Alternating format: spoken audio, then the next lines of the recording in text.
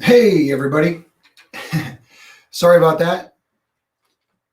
Welcome to the Bourbon Battalion. Bobby here, and glad you guys are in here. Hopefully, you can hear me now. Yeah, you know what? I'm getting used to StreamYard, so cut me some slack. But hopefully, you can hear me now. I'm in the broadcast studio. I was in the studio, I just forgot to go live. But I had a really good 2-minute segment talking to myself. So let's just say that. Hey, Sugar Kitty. Hey, Daniel. So it's really interesting, right? So I don't always have a lot of thought about what am I going to do for Blendsday. It usually is just something that comes to me, whether I see someone drinking something or I hear someone talking about something. Could be a song. I don't know. It usually comes while I'm sitting around the fire, which I do that as often as I possibly can. And this week I was out on the fire, I went through getting my vaccination shot and it just messed me up. So I was like off kilter for a couple days. And then afterwards, we went through and great audience. But we went through and I was listening to a song, and I'm sure all of us know this song. And when you go through and when you think of having your song and stuff like that, I don't know that there was any reason I thought it. I was like, so I was listening to George Thorogood, and he was doing one bourbon, one scotch, and one beer. And I'm like, I wonder if I could take a bourbon, a scotch, and a beer, taste them separately, and blend them. For no good reason other than I just wanted to, so is everything good? Can you guys hear me okay? See me okay? Because I know I'm in the studio and I know I'm live, so I think everybody can hear me.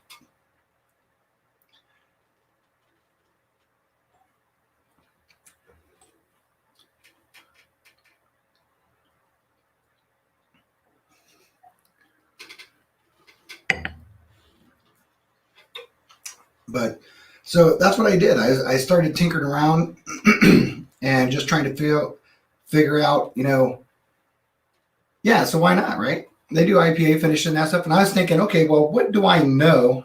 Thanks, Sugar Cake. What do I know that I think would taste really good? Because although I don't have a ton of different things that some of the other people have, because in Ohio I'm limited unless I have some people hook me up, and I've been very blessed with people hooking me up. But I usually go by my palate. What do I remember? What do I recall? Or what notes do I pull from certain mash bills and such like that, right? So I'm kind of tweaking it a little bit because it's one bourbon, one scotch, one beer. Well, the bourbon I'm using isn't a bourbon, but hey, it's kind of close, so we're going to go there because I wanted a mash bill. I wanted it to have a certain mash bill. I wanted it to have a certain flavor. And the ones that had the mash that I wanted are either gone, we've drank them, or they're up at the Gunny's house. And I didn't get a chance to get a hold of the Gunny in time. So I'm warming up my palate right now with my normal decanter. Almost always my decanter is either for a bourbon. It's almost always Elijah Craig 94 because it's 20 some bucks here. And I think it's about that anywhere. And you can get it whenever you want. So I always like to warm up my palate. If I'm going to warm it up, it might as well be something good. So what we're going to do is a couple of different things, right? So I'm going to go through and I'm going to try each one of these things and taste them for what they are and see if the three I picked actually are what I'm going to go with or if I'm going to switch it up some. So I haven't done this yet. So we're going to start with a beer. Got my frosted mug out of the HQ refrigerator, and I got myself a Guinness Extra Stout because hey, I want some girth to my drink, and so we're going to take Guinness Extra Stout. Now the problem with pouring a Guinness Extra Stout is it's got to set and come back down. So I got to give it some time. So we'll pour it up very nice and foamy, let it do its job, set back down, and then I'll pour the rest of it down and bring it down. So when I started thinking about beer, I started thinking like a good stout, right? A good stout gives you this like great earthy, earth tone, deep, dark cocoa, heavy coffee type of thought, or at least it does for me. And with that, hey, what's up, Mr. Shits? Cheech, happy birthday, brother. Yeah, so I was like, I think I want to go this dark cocoa chocolate thing and throw in some citrus. So I was like, well, what are the things that, if I'm looking at a bourbon, a beer, and a scotch, those are the things I want. So only because I've done it not too long ago when I was on Instagram with the Sarcastic Whiskey Wench out of the UK. We did a bourbon to scotch, scotch to bourbon type of. If you're a bourbon drinker trying to go to scotch, and if you're a scotch person trying to go to bourbon, and you're like a newbie trying to figure it out, we went through and we did a one for one of Glenfiddich 12, which is a really nice scotch that's got big, zesty orange notes, and Woodford Reserve malt because, hey, it's malted. It gives you that smoky presence. It makes you feel like you're going into scotch, but it's got the high corn sweetness. I definitely wanted Russell Reserve 10-year. Oh, that's good. What's up, Richie Z? Glad you guys jump in here. So yeah, it was like a weird thought. I didn't really have a lot of thought behind it, but I was just like, man, I'm sure that there's somewhere we can do that.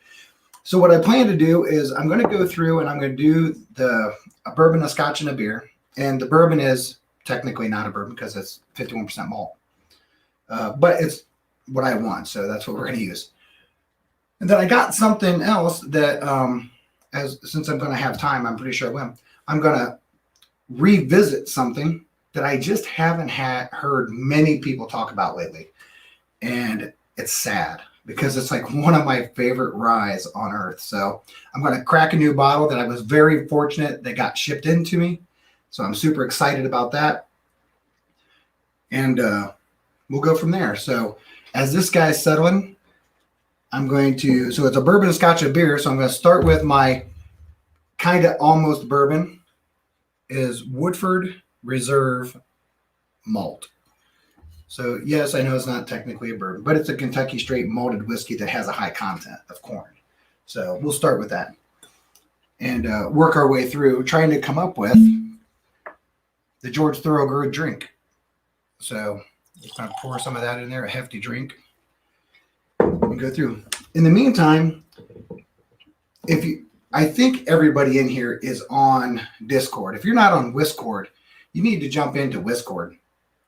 Discord's a great community that you can get into and talk to the tubers. You can have dialogue and conversations. You can just pull up to the bar and sit down at the bar. There's a voice. You can do voice. You can do text. You can do one-on-ones with your individual favorite tubers. So if you haven't jumped in there, if anybody in here has the direct link, drop it in there for someone that if they would join or if they look down the road and come back to this video, that they could jump into Discord because it's a great community of tubers and people that love whiskey that, could, quite honestly, I just don't think enough people know about. So if someone could pull up that link and throw it in the chat, that'd be great. So I'm on the Woodford Reserve Kentucky Straight Malt. And, it's funny because when you go through, if you're a noob and quite honestly in the Scotch world and anything that's Scotch-ish, I was up until this just recently. I can remember always thinking that this was really smoky and I thought it would be something that kind of would be an introduction into that. But as my palate and everything's evolving and I'm trying more stuff and figuring out what I like and what I don't like, the normal notes that I would get on this has changed for me. This has gotten really quite aromatic, to be honest with you. It's sweet. It's grainy. Thanks, Richie Z. And it's smelling sweet to me. I mean, I can definitely pull the corn out of this guy, and I don't remember pulling corn out of this before. But I get the same note that I always get, and anybody that follows me know I get it like crazy. Is I get cocoa. I get cocoa powder off of any malted barley. Anything above 6%, I'm telling you, I can pick up cocoa powder like crazy. So, and it instantly tastes like cocoa. I feel like if you took a really low percentage, low ABV, and just threw a bunch of cocoa powder in it, I'm telling you, malted barley is that. It's cocoa powder. If you ever want to add cocoa to something, it's malted barley. But having said that, that's a nice drink. Even on its own, it is. It's different, right? And I think that's the thing that you always want to look at is revisiting stuff. Go back to it. If you didn't like it right away, set it aside, do whatever, come back to it. And it was really funny today on Discord. Someone was saying, it's not decant, it's decan. So spend your time, open stuff up, get it decanted. I think that was actually on the Mash and Drum earlier, who had a great show earlier. If you didn't get a chance to watch it, go back and watch it. Jackie is killing it at Old Forester. And that was a great segment. Glad I got to watch it. Sometimes I had to jump off and watch it from the phone, and then he's coming back on after me. So kind of doing a little pre-gaming, doing pre-gaming for me and then pre-gaming for him. And then I'm not sure yet. I didn't get to see if Stan's going on afterwards. I assume he's going on, but I know he's been looking at new times. So hopefully at some point the Mash jumps on here, Wags jumps on here, and we'll figure out when he's going next. But I know Jason's coming back on because I confirmed with him to make sure. Okay, so with this guy, so the Woodford Malt is my cocoa note. It's the big cocoa note with a nice, smooth caramel undertone. So it's kind of like if you had instead of necessarily saying cocoa, hey, Roop, happy Blendsday to you, sir. I think the thing that's nice about this, and listen, it's easy to forget about stuff because you go through and, you're tasting stuff and you're trying what's new and all that stuff. So often we forget to go back to stuff that we just haven't had in a while. And this is just really, it's enjoyable. But I'm pulling off, besides the cocoa, there's like this weird,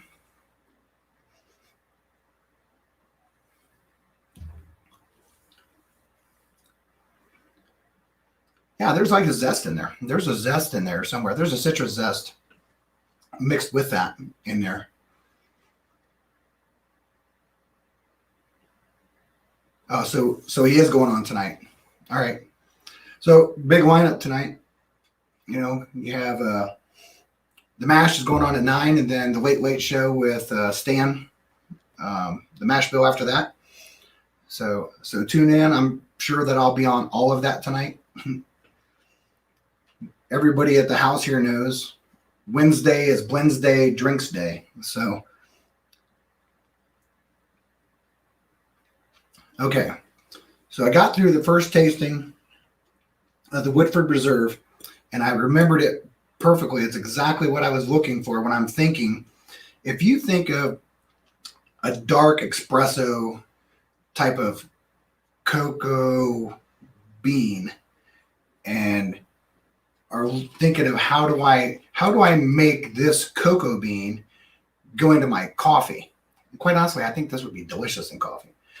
But extra stout is like a meal and coffee all at the same time. It's breakfast, lunch, dinner, and all your coffee. So my beer tonight is Guinness Extra Stout. So Guinness Extra Stout. Because I wanted it girthy. So let's pull up another glass here. And we're going to go with the Glenfiddich 12. We got one bourbon, one scotch.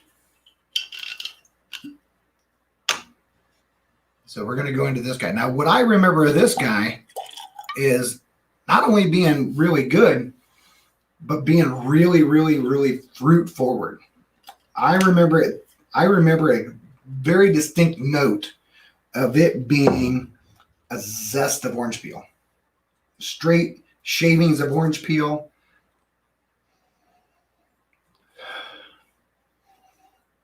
And it's funny.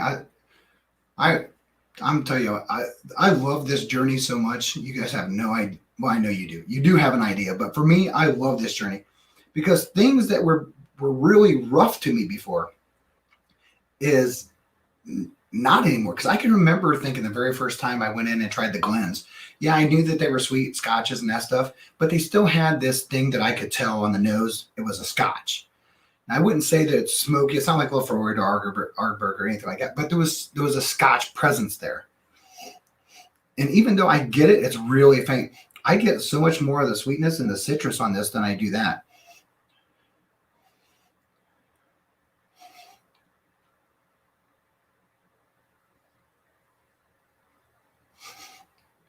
Yeah, I don't. You know what? I happen to be running around at Sam's Club. Oh, you're not wrong on the pears, that's for sure. But I was at Sam's Club and I told the wife, I said, I need a stout. And she's like, you think you're going to find one here? I said, it's Sam's Club. They got to have something. And sure enough, there it was. It was like, oh, and it was like all the Guinness extra stout. And I was like, well, hello. Hey, bourbon neophyte. Glad you could join. So for those that come in here, right, my inspiration for this week's blend was sitting by the fire listening to George Thorogood, just saying one bourbon, one scotch, and one beer. So I have a bourbon that's kind of not really bourbon, scotch and a beer. So for the rest of the show, I'm going to call it a bourbon, even though I know it's not. So you guys are going to have to get over it.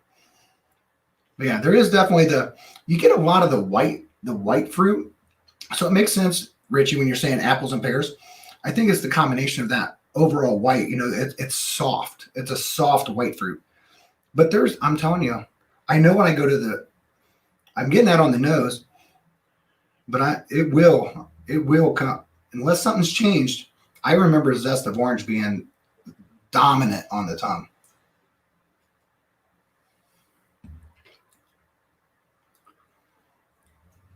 Yeah, fruit forward. I mean, literally white fruit forward on the front of your palate. Like right when you come in, it's like really sweet, really soft, really gentle.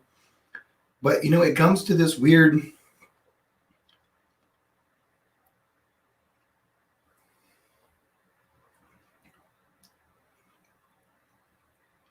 Yeah, there's this weird. I still get it. I think and the power of suggestion is something else. But I am pulling a lot of white fruit.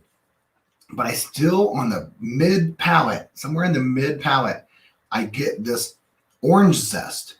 And what I mean by zest is the shavings of the orange peel, not a spritz, the shavings of an orange peel, which is not like it's citrusy, but it's also bitter and it's tart and all those things. So, hey, you know what? One of these episodes I'm going to do Blendsday by the fire. I just got to figure that out for sure. But I'm telling you what, if you have a buddy that's trying to find his way into scotch, Glenfiddich 12 is right there. On Instagram, I'm going to throw a shout out to the sarcastic whiskey wench. Her name's Sarah. Not only is she a great human, she is a spectacular human. But man, she knows her scotch, and she was right on the point. She had no question. So she's a U.S. transplant into the U.K. that embraced scotch, and she knows her stuff. And she is, I can't say enough good things about her that if you don't follow on Instagram, you should. I think I'm going to be on.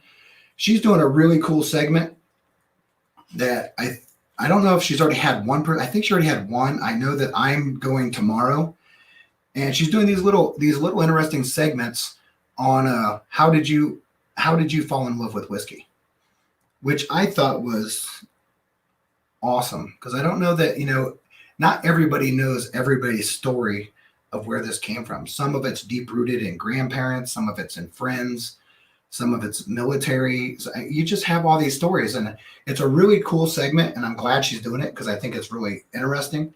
And so if you get a chance on Instagram, you'll have to look her up. I don't know when she's publishing the one she's done, but I know that I'll be going with her tomorrow. I'm telling her my story. And I think it's just a really cool thing. Yeah, orange rind, right? So the orange rind is kind of similar to an orange zest, but it's like mid-palate.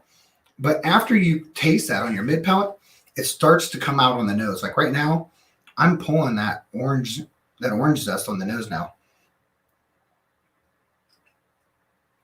So I was trying to find in the Scotch, right? So I did taste a couple of Scotches. I don't have a lot. I'm hoping to advance that in the near future.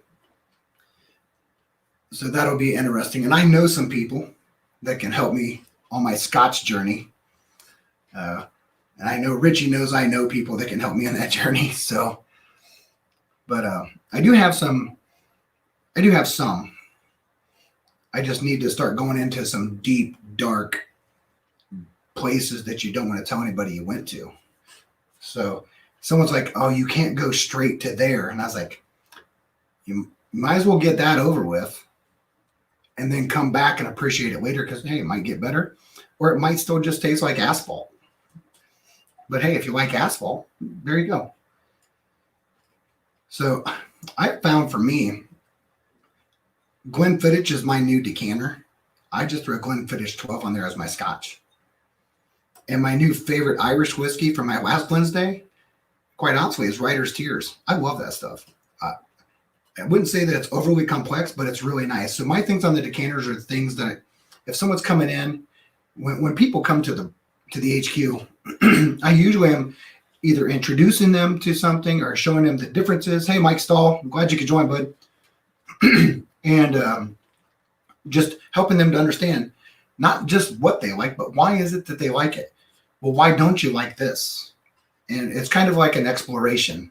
We're exploring your palate to figure out what it is that's in your wheelhouse so that when you go to buy, you like these things. And also, how can I evolve, right? We're all evolving our palate.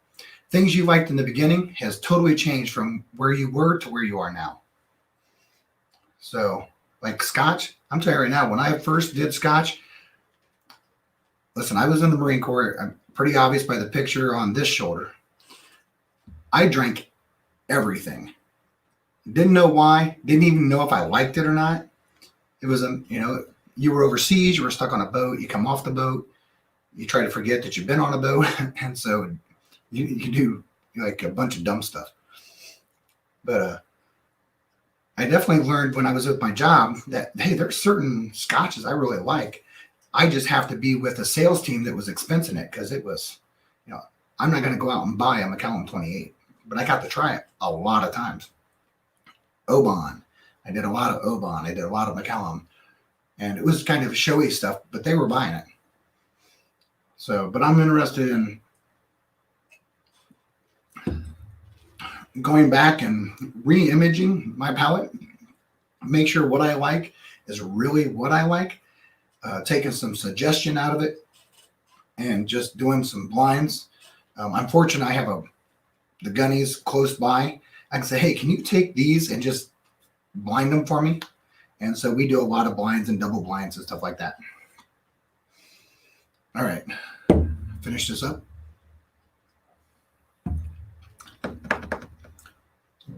That's just pleasant. I'll tell you, the viscosity on it is crazy good. I mean, there's no shrapnel, no breaks in the legs, nothing. They're just long flowing legs on this guy. All right. And then we got our Guinness, right? Extra stout. Exactly what I would expect, quite honestly. Not nearly as bad as I remember it.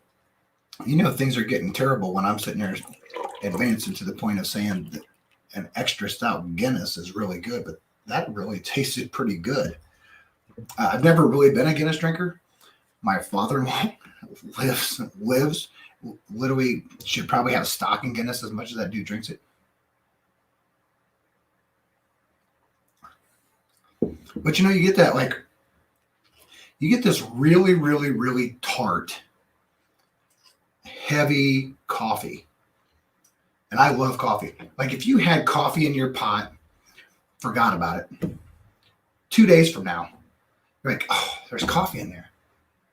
Pour that in a glass and drink it. I think it kind of is probably close to that. Just make sure it's some stout stuff, not something mediocre, but yeah, because it is very different. Because I am not a guy that particularly cares for stouts, mostly because I feel like when I drink them, I can't eat. They're so filling and they're so thick. You feel like you're just drinking dinner. But this extra stout is quite different. It's actually pretty good. Glad I bought a case of it. That's only because Sam's Club sold it by the case. But I'm not unhappy about it. So, if you like a dark stout and you like cold black coffee, Guinness Extra Stout. This Guinness Extra Stout is in your wheelhouse. I can tell you that for sure. It has. You know how sometimes you can have coffee. I don't know about you guys, but I'm a black coffee drinker. I never used to be. I never drank coffee up until about 1.5 years ago. I started drinking coffee because I read about it being a dietetic, and I used to be a really big guy. So, and most of that was from my travel and eating out and doing all this stuff with all the different people and all the stuff that goes along with business travel. And when we went through all that, one of the things I was doing when I came back and COVID happened, I went off the road and went to the doctor and all that stuff and realized, it's one thing to see how big you are and then you see the scale and you're like, whoa. And then, so I went on a journey. So, and in that journey, I went through and got on track with exercise and fitness and all that kind of stuff. But I also got on track with my gut health and my overall healthy eating life. So in that, one of the big things that was important to me was coffee. Straight black coffee. And I never drank straight black coffee before this. That's pleasing. I could drink that. And normally I think of the stout or this would be more of like a winter drink. I don't know. I don't think this is overly bad. Maybe it's just, palate evolution. But I'm definitely enjoying it. Now is going to be the trick of figuring out as I blend it. So the stout has to be my base blend. It has to be my base blend. So to do this right, I'm going to pull out a rocks glass. Just pull out a little bit of rocks glass because it's bigger and it's easier to pour. So having said that, I'm going to put a base. Yeah, that looks about right. So I got about this much of my stout in there. I want it to be cocoa. I want to take that bitterness and throw a weird cocoa on it. So got the Woodford Malt. And so I've had people tell me they hate that I don't measure. I have found that anything that I measure doesn't taste nearly as good as if I don't. That's the only reason I don't measure stuff up. So I'm going to put about that much. A significant splash in there. And then I'm going to put in some Glenfiddich 12. So we're at about this point right here. So we're going to add some Glenfiddich 12. Lighten it up a little bit. I can almost start to see through it a little bit. We're going to let that marry a second. So what I'm expecting this to taste like is if I was to go to Pete's Coffee and I could say, hey, I want a really, really, really dark, heavy, dark roast Colombian coffee, but I'd also like it to have some cocoa and citrus and make this dark, chocolatey, citrus coffee, all those things. That's kind of what I think this will be. So it's interesting. So I had to like wing this real quick when I was out at the fire pit, because this was just a couple of days ago that I thought of this. And this is the first time I've tried it. So just so you know, I think there's only been one time that I've ever went into a Blendsday and I tried it first. I almost never do. I usually kind of wing it as I go, because I'm really just trying to pull in my mind. That's right, Daniel. You know what? College, military, wherever you were, doing whatever you were when you were young and dumb, those are the days we miss, right? We miss those young and dumb days, mostly because we recovered way faster. So, but I feel like this is going to be that. So let me see what I got here. I'll tell you what it tastes like. Well, right now on the nose, it is very, it's like a really, really, if you've ever had Ghirardelli chocolate, they have, I think it's 86% cocoa. That tastes like just really hard Ghirardelli cocoa. Balcone's right. Do I have what did I get? I have some samples, but I don't see that. I see, yeah, I don't have that. But I know people. So cheers. Let me take this to the palate and see what it turned out like.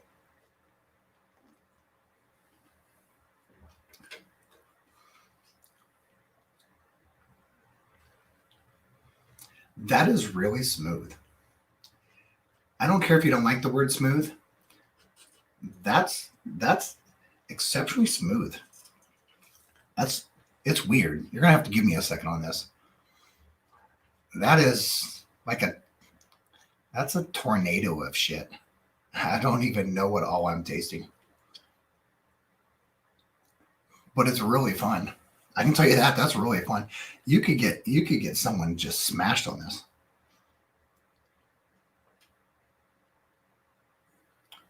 Cheers, Mr. Daniel.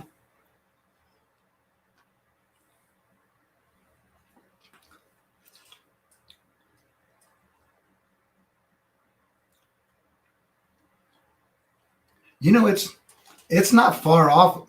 I'm mostly smiling because I'm not far off of what I thought it could be. So it enters your palate like really, really, really, really soft. It's really soft. Mid palate, you get these weird zesty fruit note. That's like weird fruit note. But man, is it 3-day-old dark roast coffee with some cocoa powder thrown in it. It has a maybe if you had a dark roasted something latte, something from some store that I don't support, and let it sit for a few days, minus the milk, right?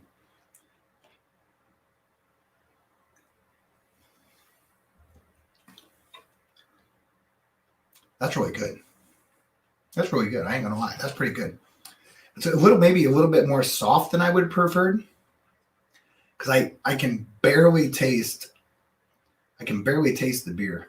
I mean, I get the beer on the finish. I get that stout on the finish for sure, because it's giving me I think the stout's what's giving me this big finish, because it's going all the way down. Oh yeah. Yeah, if you wanted to make this as a morning drink, well, let's face it, there's no coffee in this, but you could definitely, it'd be interesting. I'll be honest with you. It'd be interesting to take this and pour it through day-old coffee grounds. Take like day-old coffee grounds and this going to sound stupid, but day-old coffee grounds and pour it in it. Just pour it through it. That would be spectacular. I'm telling you right now, that would be really, really good. Now, granted, Zizapuro. Now, I've had that. You're right. You're not wrong. Zizapuro is pretty close.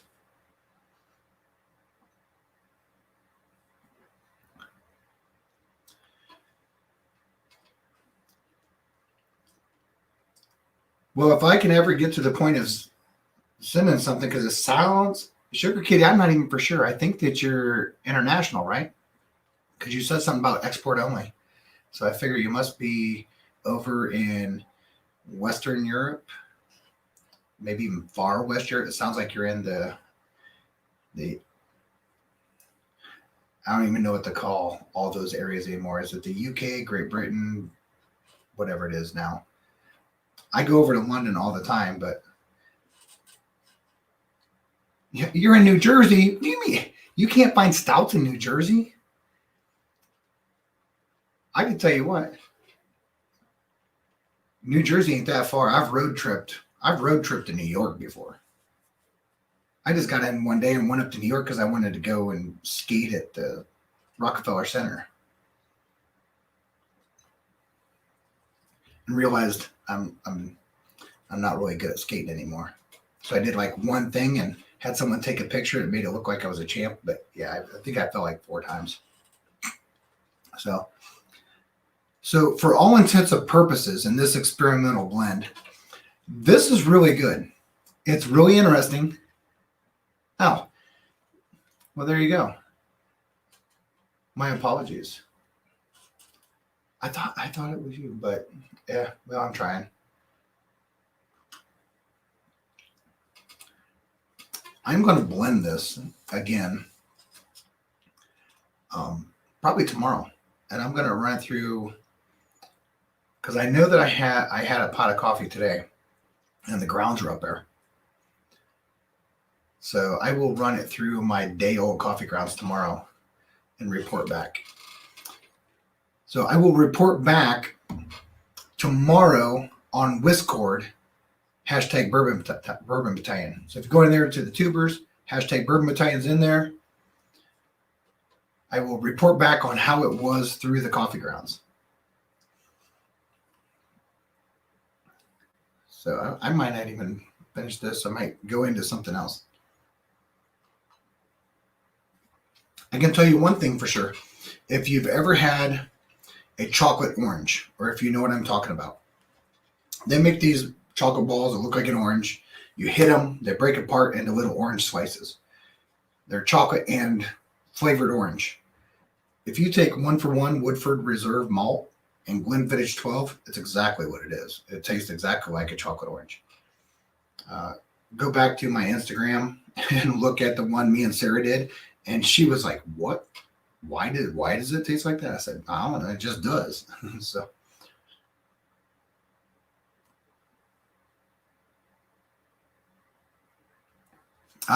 You know what? I misread that. I completely misread that. Trying to do this and think and all that stuff. Hey, my bad. But on the other side, this is really good.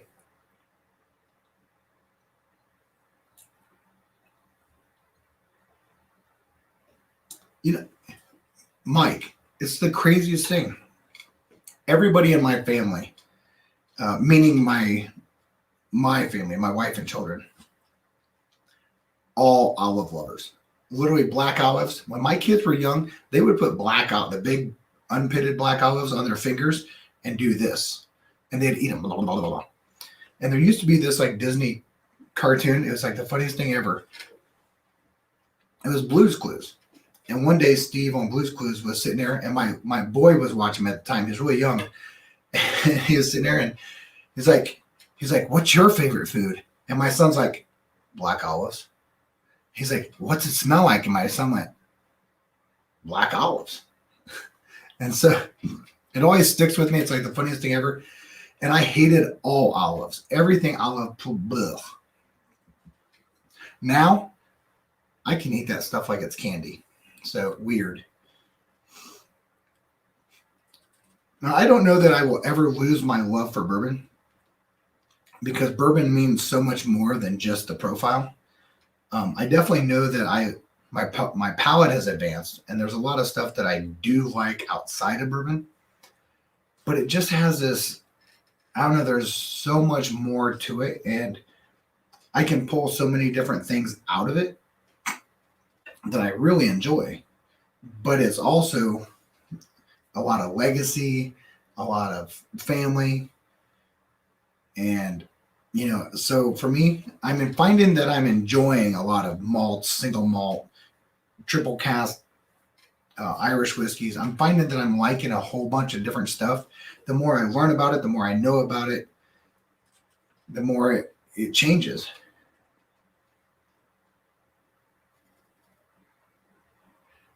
Yeah, that's got to be true, Kitty, because my palate has absolutely changed with age. So I'm about to turn 50 soon, and what I would have had 10, 20, 30, 40 years ago, I would not. I mean, it's evolved. It's completely evolved. So,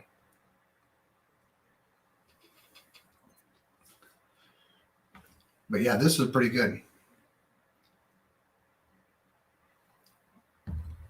All right, so with that, let me go back over here to my Elijah Craig 94.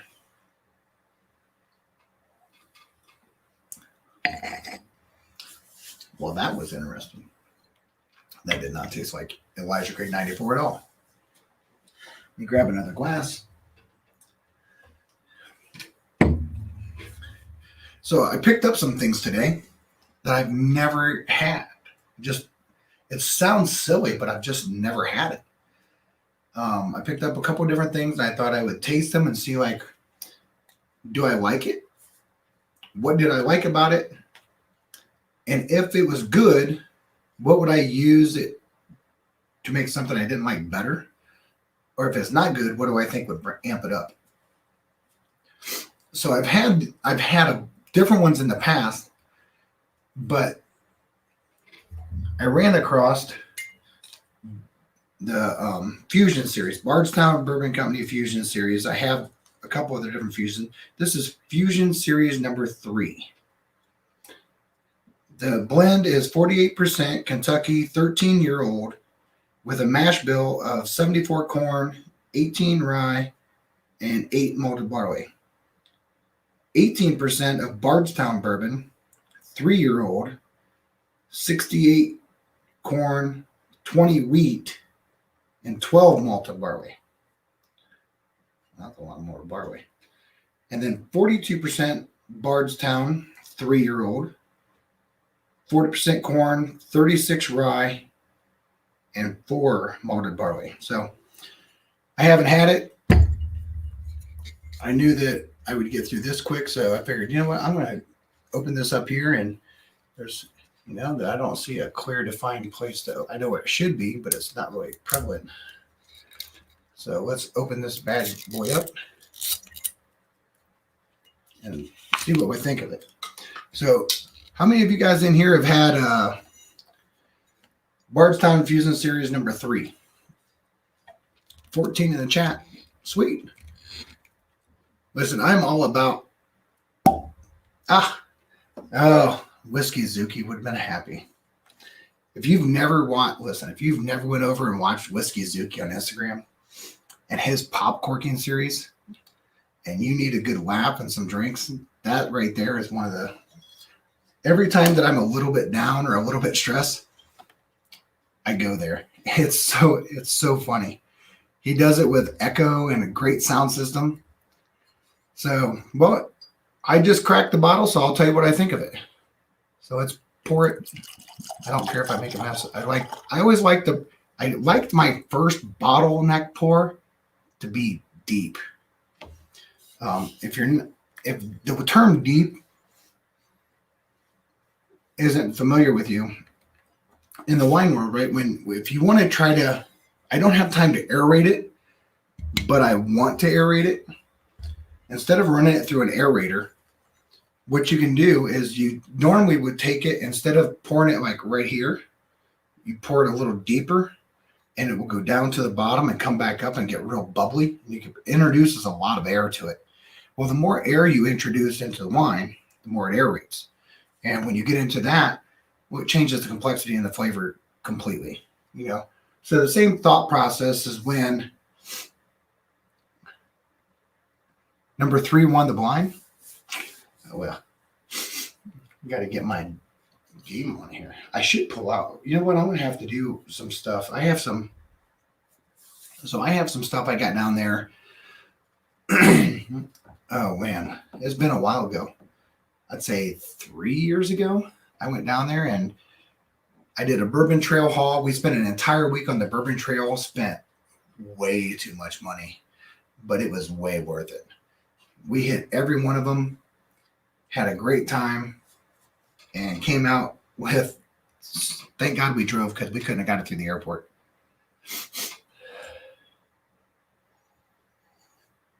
Woo, woo. So I apologize for all the nose action, but someone tells me this one they're serious. I need to pay attention. Man, that is my very first whiff of that was really sweet.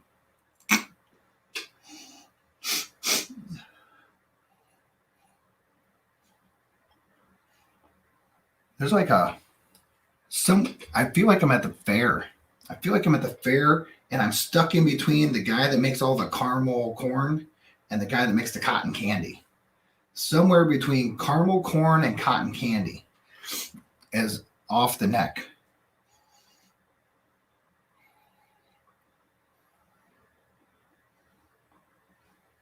Man, I just can't get off that. Caramel corn. So on the left side of me, I'm pulling up caramel corn just straight, like really, really caramel corn.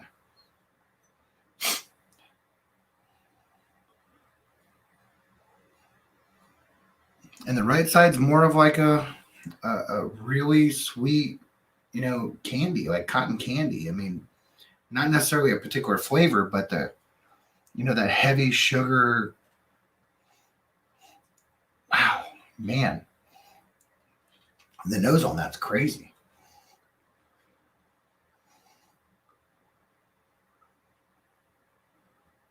You know, and it doesn't blow your olfactory to dig in. I mean, I started low here and came up.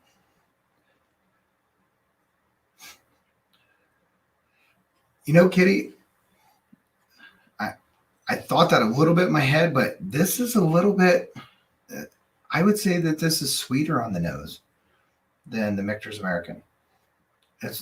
There's very, very, it's distinctively different left to right, right? My left to right. Now the legs on this thing are crazy good. Like really, really. You know, and I know I talk about this a lot, and it is one of the most really important things to me right now is in general that I go through and look at is I can like something, but I don't want to spend a lot of money on something that doesn't have a finish. Because if it doesn't have a finish, that just means I'm going to blow through it. And I'm going to really enjoy it. I might enjoy it for the front and mid palate, but if I'm not finished and I feel like I have to take another drink, it's not worth my money. I do not want to spend even $30 on something that I feel like I have to drink through. I want finish.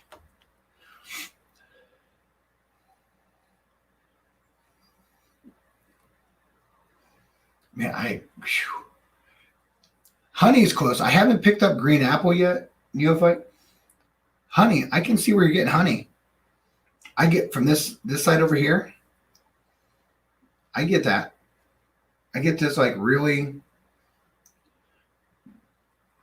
this caramel corn, maybe a thick comb honey. I'm gonna go to the right side because they've been completely different.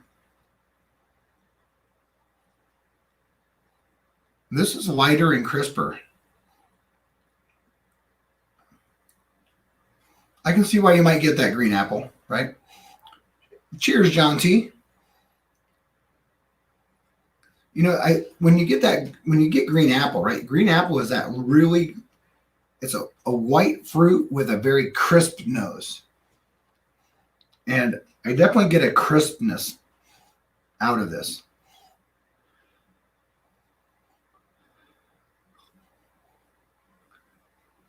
But when you dive in, like now I'm starting to, and I love the idea that the power of suggestion is mind-boggling.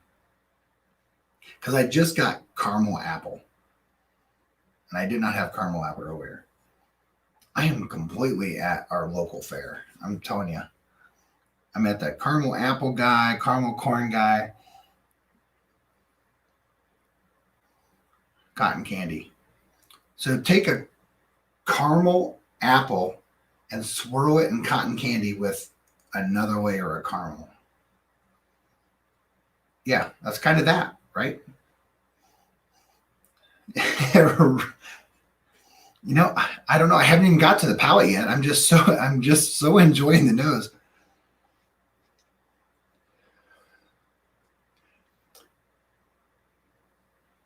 There's something on the back end of this, right? When you get past the sweet, all the complexity of all the sweets.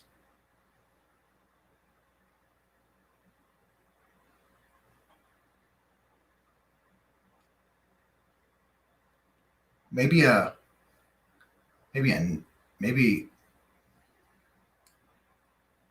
think the only thing is we're on the same course with like nuttiness. Roasted, every time I've had roasted nuts, they have this like this heat to it, right? Because they're warm. I'm not pulling that necessarily, but maybe like if you went to what is it? It used to be the Brown Derby. I don't know what they call the Brown Derby nowadays, but where they had peanuts everywhere and peanut husks. This heavy like husk. If you shell your peanut and throw the peanut away and just crumble up a bunch of the husk and put it in your nose, I feel like there's some of that on the back of this. But man, it's back in the back. You have to keep your mouth open for that. If you close your mouth, you're not going to catch that. You're only going to catch the sweet, just sweetened fruit.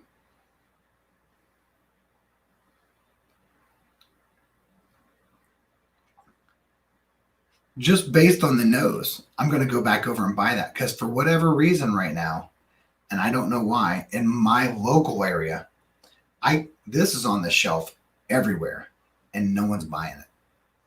Now I have my thought behind why. I believe in my area, no one's buying it because the labeling is very lackluster. If you look at just this, right, and I'm going to walk away from the nose of this. If you look at this and just walk up to the thing, there's nothing that stands out to you. It's nothing that says that it's special, which is good for us, right? It's good for us. But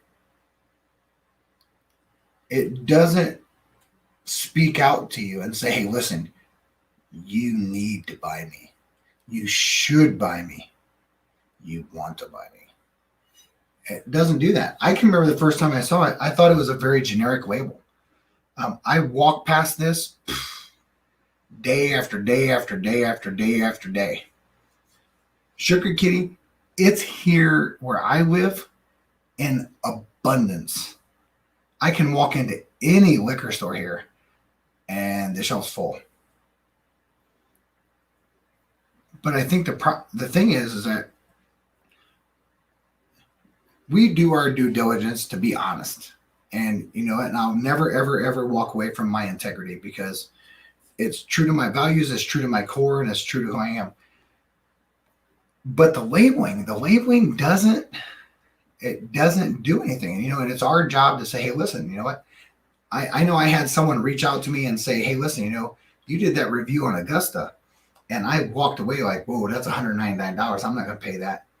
And I even said, hey, listen, $199, I'm not happy with what they did with that price.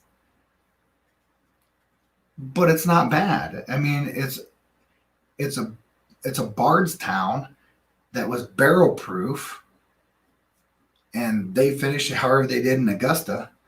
And I put it up against Evan Williams 23, and I really thought, truthfully, without any, I have no pitch to anybody. I'm not big enough to be associated with any brand.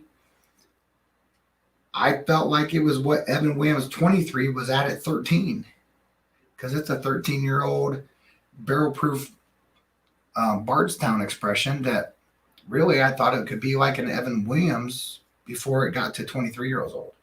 But the proof was a lot higher, barrel proof and all that stuff, where you at Evan Williams 23 is 107. So, man, that's still really all right. Cheers. What's up, Mr. Stanley Wagner Jr.? Mr. Wags is in the house.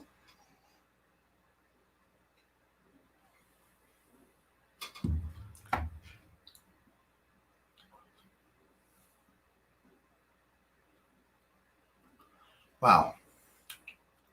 There's a lot going on there. Really sweet on the entry. Great mouthfeels. I mean, it's coating. I mean, the legs match completely to what I would expect. The finish is still going. I'm still swallowing, even though it's gone.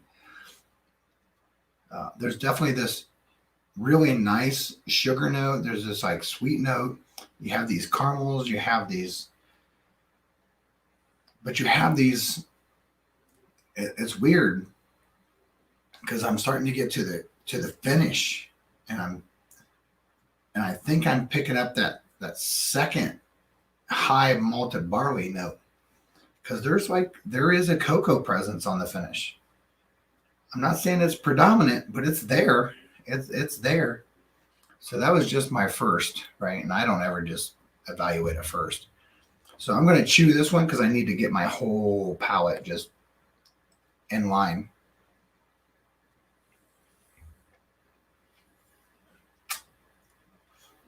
So I don't ever evaluate the palate. When I do a chew, I just want everything to be wiped. I feel like it's a reboot. I'm rebooting the gums. I'm rebooting under the tongue. I'm rebooting the palate. I'm rebooting the aroma that's coming back up through.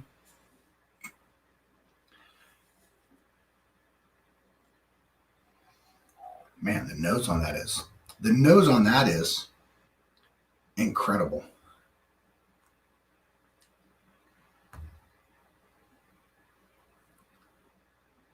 So let me go in here and look a little bit. Yes, it is very nice. I will say that. So I got to catch up here because I'm behind a little bit trying to figure out what some of this stuff means. Sipping on some Weller Special Reserve now. First time trying Weller. So I can tell you something about that, right? So, Mr. Shits, what's your impression of the Weller Special Reserve? Do not care anything about what anybody says.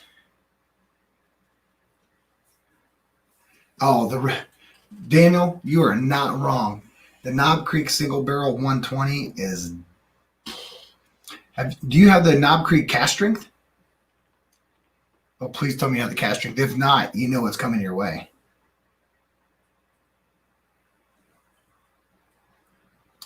Yeah, so neophyte, bourbon neophyte, the thing that's important to me, right? And I've spoken about this a lot. I've had distillers come back to me, master distillers came back to me, and owners come back to me and tell me that they appreciate going through a proper tasting. Now, having said that, I have not yet met a tuber that doesn't do a proper tasting. The thing I have noticed is that the proper tasting they have done is not always at the point that it's expressed verbally. You will very rarely. I think the only channel I've ever seen that does a tasting without a second pour is It's Bourbon Night when they do their uncorking. When Chad and Sarah on It's Bourbon Night do their uncorking, they take it straight from the neck. I have no problem taking something straight from the neck, but that's not. And listen, if you were on the Mash and Drum earlier and listening to Jackie talk, I think it was Jackie. Jackie talked from Old Forester. She was very avid about the idea of, hey, wait, let that open up. You might even want to throw an ice cube in there. And the thing is that if we're taking the time to buy something, it doesn't matter if it's $30 or if it's $300. You owe the due diligence to the person that's trying to create this expression to come back to it. And some people are like, oh, you mean the next day? No, I mean the same pour. Do all the things that are appropriate to a very first pour. Do your eyes, check your eyes to what you know, check your nose to what you know, do your palate, do your finish, set it aside, because you should have like a really small pour. And at the very bottom of it, leave just a smidge, right? Because the less amount that's in there, the faster it'll evaporate. Put it aside, talk a little bit. If you're by yourself, walk around the block or go out and let the dogs out, do something. But then come back, pour it again. Your second pour will blow your mind. I don't think enough people talk about how amazing the second pour can be. Because I don't believe you're totally acclimated in your palate and in your olfactory and your nose. Because even though you've stopped drinking, it's still, there's this stuff going on in here, right? You're breathing it in, it's still in the back of your palate. And now you've come back and you're reintroducing your stuff to something your palate already knows. Your olfactory already knows it. Then you can make a proper assessment. What does this taste like now? I want to look at the eyes, revisit it. And I think the eyes and the nose and that stuff is just acclimation time. Then go through and retaste it again and say, okay, this has changed. And the whole time you have this little backblast over here just sitting here opening up. That will be what it will be if you decant it or decant it. And you go through, right? And when you do that, you very seldom, I have watched diligently to the people that I respect in the tubes the most. Jason C. from the Mash and Drum, Scott from My Bourbon Journey, Kleiner from Destination Bourbon. You can look at a bunch of them. I could go on for a long time. Matt from the Crusaders, Will and from the Crusaders.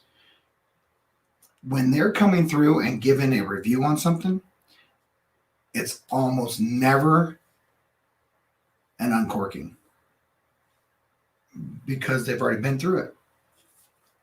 So I think the thing that, the only thing that I really spend my time on is just trying to say, hey, listen, I want you to have the best experience you can have. I know it's going to take me a long time to be, whether it be monetized or all that stuff, but I'm fortunate. I'm very blessed. I'm not struggling. I have a great job. I have a wife that has a great job. We're very fortunate in that stuff. And I like to share and share stuff with people. Would I like to eventually? Yeah, because I would like to stay married. I've been married for 30 years this year. In September, it'll be 30 years, which is pretty good because I'm only 49. But the idea is that for me, it's the quality of the people that are here, and know that I'm trying to just give straight stuff out there. You have to go through and figure out, is what I'm tasting good or not? Well, it isn't the first taste. It isn't the first sip at all. It's give it time because they surely did not. I can tell you right now, and I was one of them, absolutely one of them on earlier when Mash and Drum was on. I was on there, and when they told me the proof, and I was like, oh yeah, and they were telling me all this stuff, and I was like, oh, I'm gonna like that. And she's like, yeah, in order for it to be really what you want it to be and everything was designed to be, open it up and let it set for a while, decant it, pour it, and add it rocks. And I was like, what? Why do I want to dilute that shit? Because she is the master distiller and she had a plan and she made it to be something. And when you go through that, you have to realize every master distiller, no matter what brand it is, had a thought. So you have to give it the due diligence, at least the due diligence of a second pour and then a backblast. You have to do a backblast. And then if at the end of that you figure, wow, I still didn't like that, well, that means you bought it. So what do you know that you do like that would make it better? Well, welcome to Blendsday. That's what we do here, right? We try to figure out how do we take stuff and make it better or take something we like to help something we didn't like or something we didn't like and spruce it up, or just blend shit for no apparent reason other than it was in a song. So, man, this Fusion Series number 3 has opened up a ton. Wow. I gotta sniff away from it for a second. It's so powerful.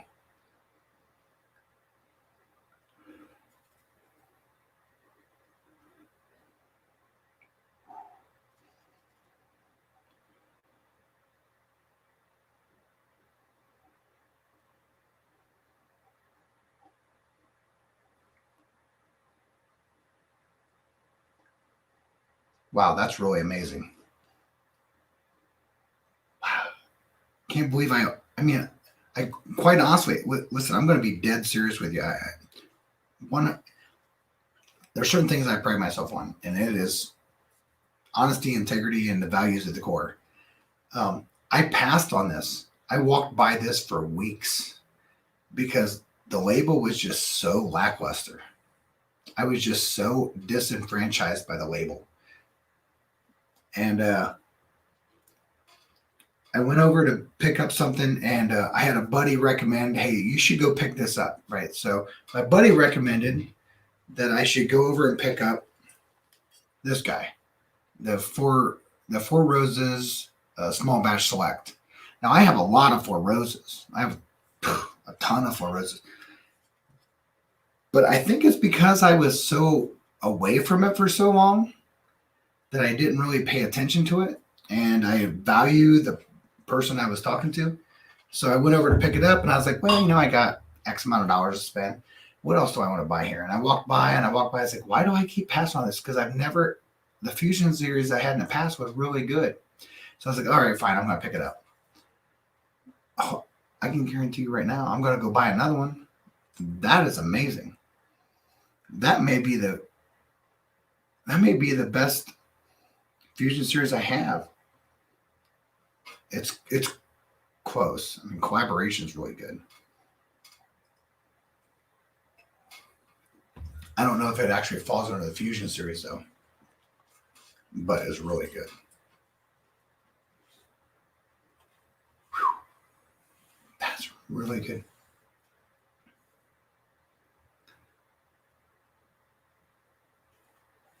Yeah.